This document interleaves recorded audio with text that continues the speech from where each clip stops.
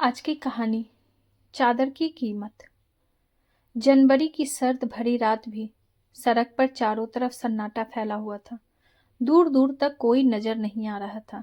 बीच बीच में सिर्फ कुत्तों के भौंकने की आवाज आती थी, जो कि सड़क के सन्नाटे को बीच बीच में चीर रही थी। लेकिन सड़क के किनारे बनी झोपड़ी में वह बूढ़ी माँ अपने बच्चे के साथ किसी तरह उस ठंड से बचने की कोशिश कर रही थी। लेकिन फटी चादर और झोपड़ी में से आने वाली सर्द हवाएं उस माँ बेटे के जीवन की बार बार परीक्षा ले रही थी।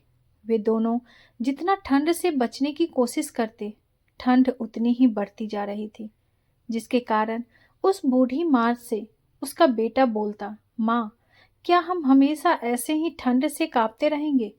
क्या हम लोगों के पास अपना पक्का घर और ओढ़ने के लिए कभी चादर नहीं होगा क्या? जिससे यह बात सुनते ही बूढ़ी माँ का मन कलेजा कांप जाता था। लेकिन कभी जीवन से हिम्मत न हारने वाली वह बूढ़ी माँ अपने बेटे को सांत्वना देती कि बेटा, जब तुम बड़े हो जाओगे तो वो सब हमारे पास होगा जो तुम पाना चाहते हो। बस तुम अपने पैरों पे खड़ा हो जाओ और फिर तुम इतना कमाना कि चादर की कीमत तुम्हारी कमाई से कम लगे, जिससे आसानी से तुम अपने लिए चादर खरीद सकते हो। अपनी माँ से यह बातें सुनकर उस बेटे का हिम्मत जोश से भर जाता और फिर मन ही मन सोचता कि जरूर एक दिन वह बहुत बड़ा आदमी बनेगा, जिससे वह अपने और अपने माँ के लिए चादर खरीदेगा, जिससे फिर कभी ठंड से अपनी माँ को और खुद को परेशान नहीं होना पड़ेगा।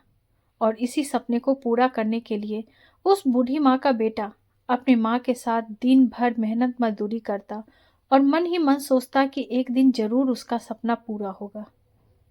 अपने बेटे के ठंड से परेशान होने की वजह से वो बूढ़ी माँ जहाँ काम करती थी, अगले दिन उस सेठ से जाकर बोली कि मुझे एक चादर खरीदने के लिए कुछ पैसे या कोई चादर दे दे। गरीब बूढ़ी माँ की बातें सुनकर सेठ का हृदय पिघल गया और उसने एक चादर दे दिया। तो वह बूढ़ी माँ अपने सेठ से चादर की कीमत पूछने लगी। तो सेठ बोला, जो तुम्हें ठीक लगे और जब तुम्हारे पास पैसे हों तब चादर की कीमत दे देना।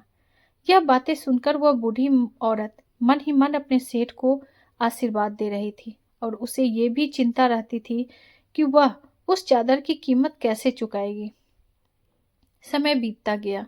उस बूढ़ी माँ के हाथ पांव पहले के मुकाबले कमजोर हो गए और वह लड़का बड़ा हो गया, जिससे अब वह लड़का अपनी बूढ़ी माँ को काम पर नहीं जाने देता और खुद को इतना काबिल बना लिया था कि वह पढ़ना लिखना जान गया था, जिसके कारण उसे उसी सेठ के यहाँ नौकरी मिल गई।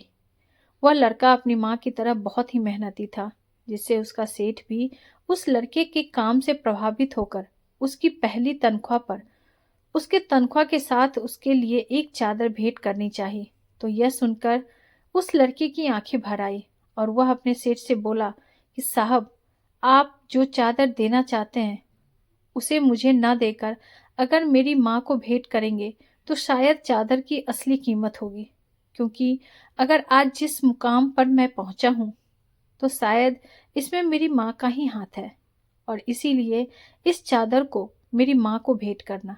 यह बातें सुनकर उस सेठ का हृदय गदगद हो गया और बोला, ठीक है, अगर तुम्हारी सोच इतनी अच्छी है तो तुम्हारी माँ से मैं जरूर मिलूंगा।